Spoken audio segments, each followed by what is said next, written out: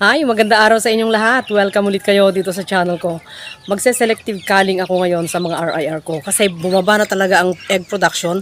Kaya titingnan ko na ngayon kung may mga pwede nang ikal.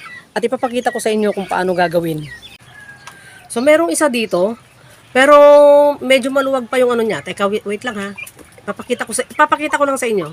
Ito yung isang ano niya, yung buto niya dito sa likod. Tapos dito, ayan, so maluwag pa. Hindi pa pwede.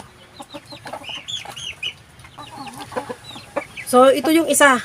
Kung makikita nyo, malaki pa yung palong niya.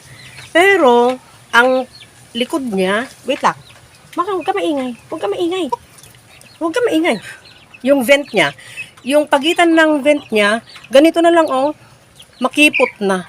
So, iitlog man, hindi na masyadong madalas, kagaya ng dati.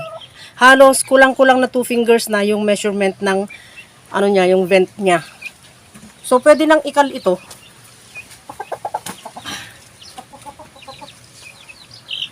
So ito pa ang isa. Ito. Kasi ito yung mga matatanda kong RIR. Ano na lang, nasa 2 fingers na lang. Huwag ka maingay. Nasa 2 fingers na lang, pero kung makikita nyo, dito niya, mataba. So nagkakaroon na siya ng water bag. Tapos ang palong niya maputla. Ano pa rin, paminsan-minsan nangingitlog itong mga ito, pero hindi na gaano. So, pagka ganito na bumababa na ang production, nag-check na kaagad ako. Ganito dapat ang gawin ninyo pagka bumababa ang production. Hindi ito dahil sa init din ng panahon, pero dahil din sa may mga matatanda na talaga, kaya kailangan ng selective culling. Ang purpose ng selective culling, mapataas ang egg production ulit. Pag nabawas yung nakal, yun yung magpapataas ulit sa egg production. Kasi mawawala yung mga non-productive. So itutuloy ko lang yung selective culling. Siyempre hindi ko na ipapakita sa inyo na isa-isa.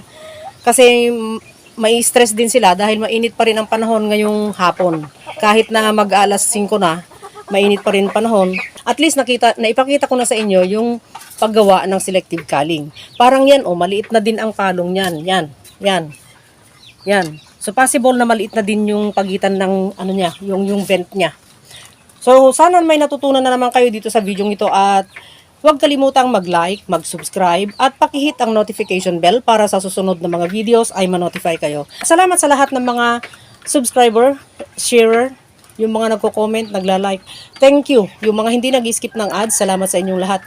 Malaking tulong yun sa channel ko.